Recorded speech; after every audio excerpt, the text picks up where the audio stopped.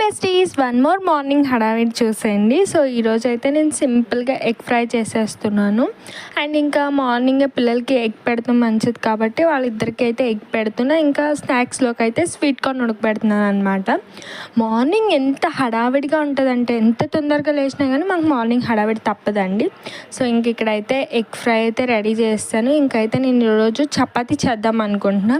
So అందుకు కూడా చపాతీ పిండి కూడా కలిపేసి పెట్టాను అనమాట.